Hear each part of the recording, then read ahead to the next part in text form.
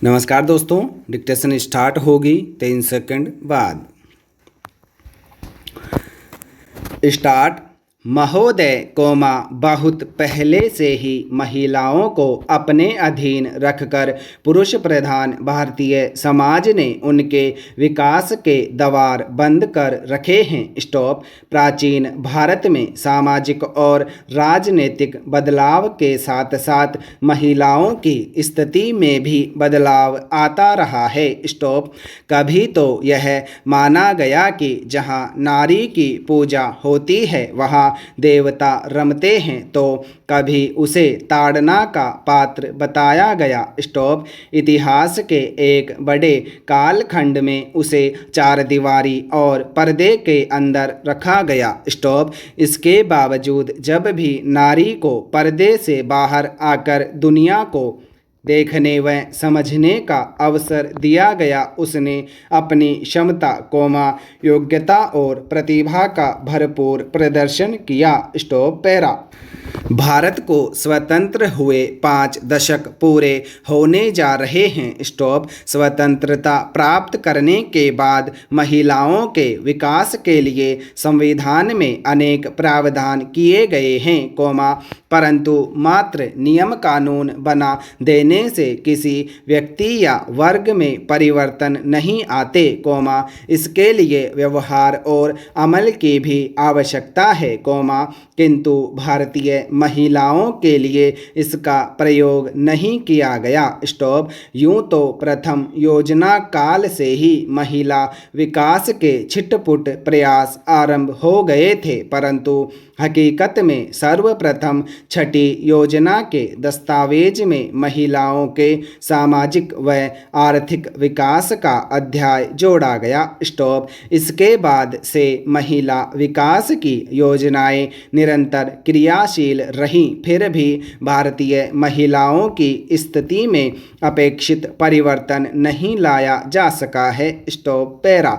जब भारतीय महिलाओं की तुलना दूसरे देशों की महिलाओं से की जाती है तो हमें बड़े दिलचस्प तथ्यों से साक्षात्कार करना पड़ता है, और हम तभी जान पाते हैं कि भारतीय महिलाओं की वास्तविक स्थिति क्या है, यानी बेहद चिंताजनक और दुरूह है। स्टॉप। क्योंकि एक अध्ययन से ज्ञात हुआ कि दुनिया के 130 देशों में भारतीय महिलाएं 99वें स्थान पर है। स्टॉप। शायद इसका कारण है भारतीय महिलाओं के विकास के मार्ग में अनेक बाधाएं, स्टॉप, जैसे शिक्षा के अवसर उपलब्ध न होना, इससे उसका स्वाभिमान, उसकी चिंतन शक्ति और उसकी जिजीविषा का विकास अवरुद्ध हो गया। स्टॉप।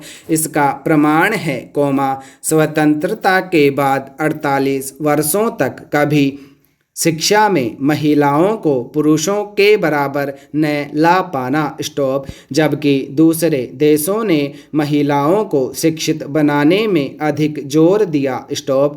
हाल ही में नई दिल्ली स्थित भारतीय विश्वविद्यालय संगठन द्वारा प्रकाशित आंकड़े बताते हैं कि हमारे देश की 15 वर्ष से अधिक आयु वाली 34% महिलाएं ही शिक्षा प्राप्त कर सकी हैं, जबकि इजराइल, स्पेन, इटली व हंगरी की 89 से 94%, श्रीलंका की 85%, चीन की 68%, ईरान की 52% तथा पाकिस्तान की 14% महिलाएं शिक्षित हैं। स्टॉप। पैरा।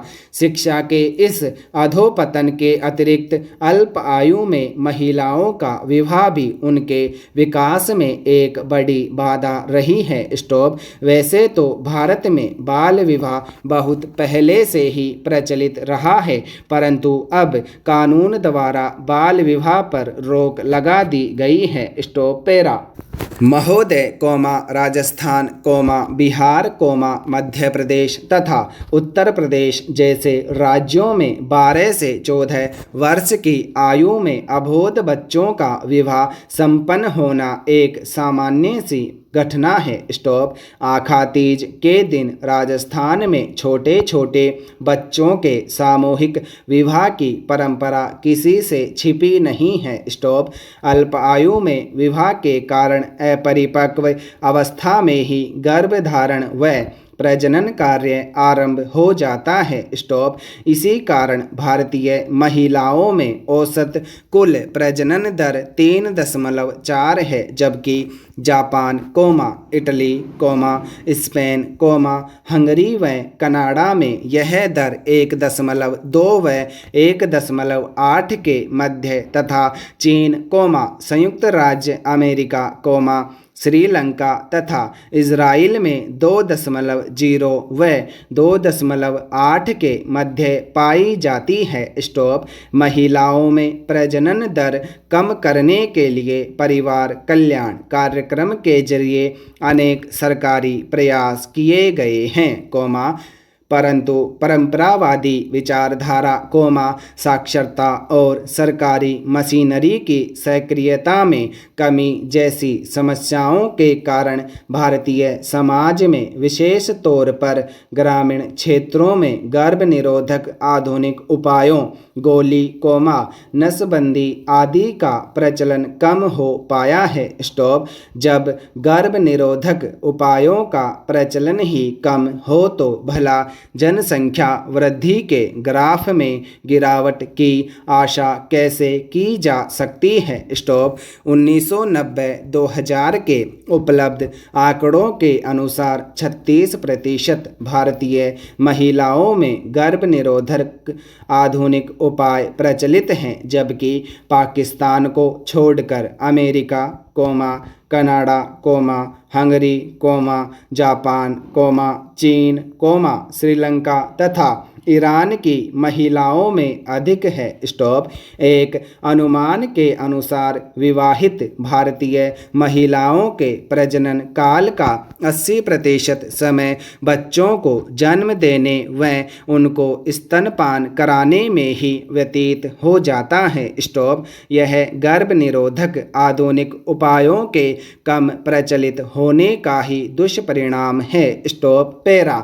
अल्प आयु में विवाह तथा गर्भधारण महिलाओं के स्वास्थ्य पर बहुत बुरा प्रभाव डालते हैं तथा प्रसव के समय प्रशिक्षित स्वास्थ्य कर्मियों की सेवाएं उपलब्ध न हो पाने के कारण उनकी जान भी जोखिम में रहती है। स्टॉप। 2000-2001 के आंकड़ों के अनुसार प्रसव के समय भारत की 33% महिलाओं को ही प्रशिक्षित स्वास्थ्य कर्मियों की सेवाएं मिल पाती हैं, जबकि America, Canada, Hungary, Spain, Israel, Japan, चीन तथा श्रीलंका की 94 से 100% महिलाओं को प्रसव के समय प्रशिक्षित स्वास्थ्य कर्मियों की सेवाएं मिलती हैं। स्टॉप। इस क्षेत्र में पाकिस्तान की महिलाएं भी भारतीय महिलाओं की तुलना में बेहतर हैं। स्टॉप। ग्रामीण भारत में अप्रशिक्षित दाइयों द्वारा परंपरागत विधि द्वारा प्रसव कराए जाते हैं। स्टॉप। इस प्रक्रिया में अनेक बार जच्चा को मृत्यु का शिकार भी होना पड़ता है। स्टॉप। 1990-2000 के आंकड़ों के अनुसार प्रति लाख प्रसव के समय 460 भारतीय महिलाएं मृत्यु का शिकार हो जाती है, जबकि पाकिस्तान को छोड़कर अन्य देशों में यह संख्या काफ़ी कम है। स्टॉप। यद्यपि भारत में स्वास्थ्य सेवाओं का पर्याप्त प्रसार हो गया है, जिसके परिणाम स्वरूप लोगों के सामान्य स्वास्थ्य में सुधार आया है तथा व्यक्ति के जीवन जीने की प्रत्याशा बढ़ी है, परंतु वर्तमान मृत्यु दर पर भारतीय बालिका के जीवन जीने की प्रत्याशा 57 वर्ष की है। स्टॉप।